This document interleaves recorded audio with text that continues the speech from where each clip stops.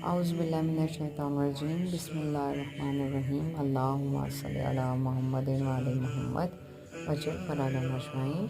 Baitul Mamur.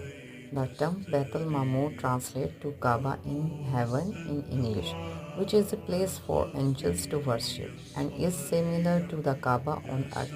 Baitul Mamur, also called the frequent house of Allah.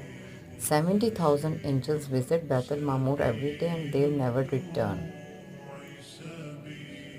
It is the Kaaba of the angels that live in the seventh heaven. The Holy Prophet, peace be upon him, said that he was taken to Baitul Mamur when he ascended to the seventh heaven.